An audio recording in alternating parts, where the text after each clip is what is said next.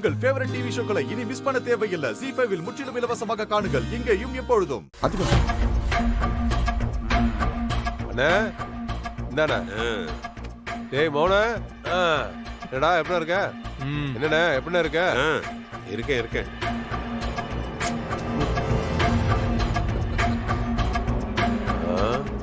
என்னண்ணே வரக்கூடாத வீட்டுக்கு வந்த மாதிரி இப்படி ஒரு மாதிரி சலிச்சிட்டு கேக்குற? அதெல்லாம் ஒண்ணும் இல்லப்பா. நீதான் இன்னைக்கு கொடுத்த காசுலாம் புடுங்கிட்டு கோர்ட்டு கேஸ் எல்லாம் முடிஞ்சதுக்கு அப்புறம் சொல்லுங்கன்னு சொல்லிட்டு ஓடிட்டியே. ஒரு போன் பண்ணா கூட இது வரைக்கும் எடுத்து பேசலையே. ஆனா இன்னைக்கு கூப்பிட்ட குரலுக்கு உடனே வந்து நிக்கிறல்ல, அதான் கேக்குறேன். என்னண்ணே இப்படி பேசுற? அன்னைக்கு வேற ஒரு மனநிலையில இருந்த, அது வேற பிரச்சனை, விடுன. அதுக்காக நீ கூட பிறந்தவன் இல்லைன்னு ஆயிடுமா? இல்ல என் அண்ணன் குடும்பத்து மேல எனக்கு பாசம் இல்லைன்னு ஆயிடுமா? என்ன நீ?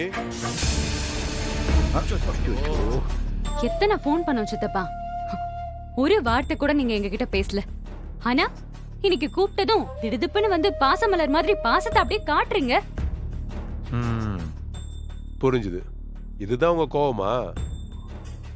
அம்மாடி, நீங்க எல்லாரும் சந்தோஷப்படுற மாதிரி ஒரு செய்தியோட தான் நான் வந்திருக்கேன். உங்க கஷ்டம் எல்லாம் தீரப்போகுது. என்ன தம்பி சொல்றீங்க? எப்படி?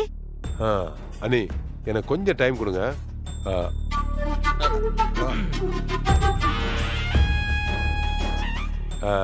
அது பேச வேண்டிய பேசிட்டு எல்லாத்தையும் வந்து ஃபுல் டீட்டெயிலா அக்கு வேற ஆணி வேற சொல்றேன்.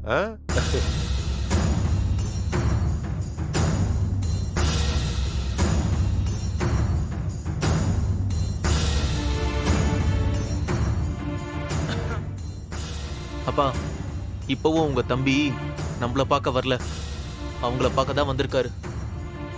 எப்படி பார்த்தாலும் இந்த கூட்டணியே தப்பா இருக்கே. இது பொறுமையாரு, என்ன நடக்குதுன்னு பாப்போம். எதுவா இருந்தாலும் நம்ம கிட்ட வந்து தானே முடியணும். கொஞ்சம் பொறுமையாரு. அப்புறம் என்னம்மா விஷயம்? எனக்கு ஃபோன் பண்ணி பேசணும்னு வர சொல்லியிருக்கீங்க. ஒன்றும் இல்லை சித்தப்பா, இந்த வீட்டை விற்கிறதுக்கு எங்களுக்கெல்லாம் சம்மதம். அதை பத்தி பேசதான் வர சொன்னோம்.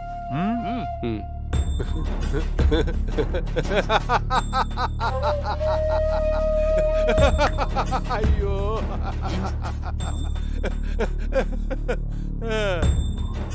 என்னம்மா இந்த பையனோட பிளான் அது? என்ன பார்த்திபா, சாமர்த்தியமா காய் நகர்த்துறியா? ரஜினியோட விருப்பம் இல்லாம இந்த வீட்டை விற்க விட மாட்டேன்னு தான் சொன்னேன். இப்ப ரஜினி தானே நேரா பேசுறாங்க, அப்புறம் என்ன? அப்புறம் என்ன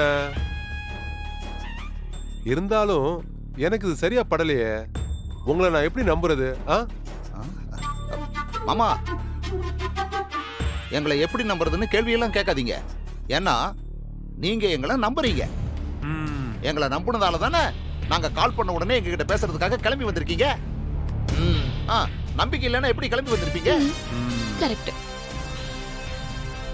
அது என்னன்னா, கால் பண்ண உடனே விஷயம் என்னன்னு தெரியல, தெரிஞ்சிட்டு போல தான் நேர்ல வந்தேன்.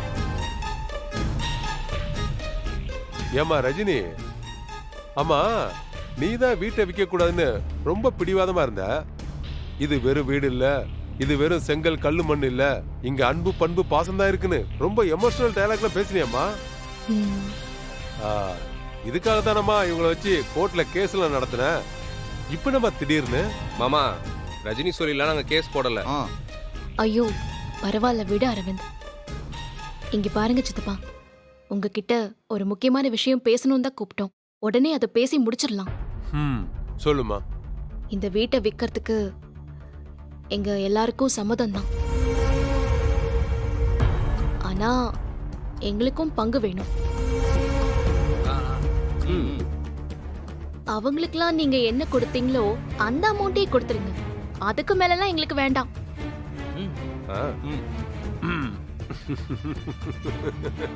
என்னம்மா காமெடி பண்ணிட்டே இருக்க?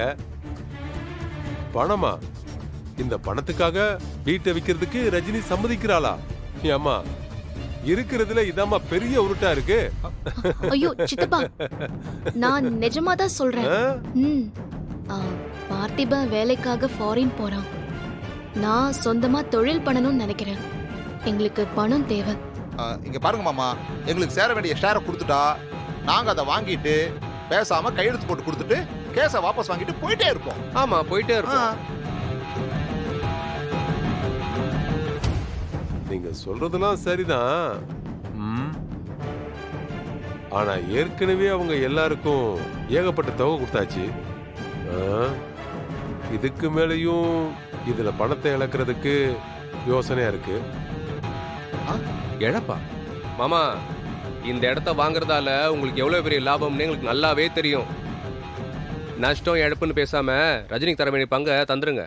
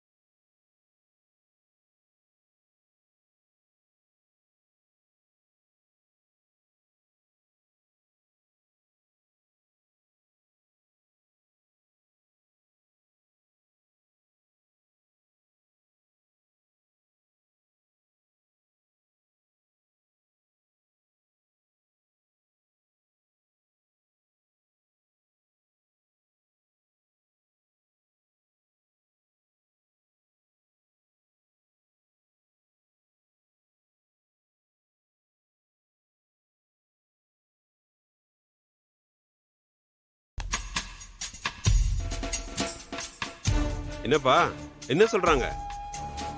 பெரிய மாநாடே நடந்து முடிஞ்சிருக்கு போல. அண்ணே, எல்லாம் நல்ல விஷயம் தானே. எல்லாருமே ஒத்துக்கிட்டாங்க. கோர்ட்ல கேஸ் அவங்க பக்கம் நிக்காதுன்னு புரிஞ்சுக்கிட்டு அவங்க இறங்கி வந்துட்டாங்க. ஜீ5 ஆப்பை டவுன்லோட் செய்து அனைத்து எபிசோடுகளையும் இலவசமாக பாருங்க.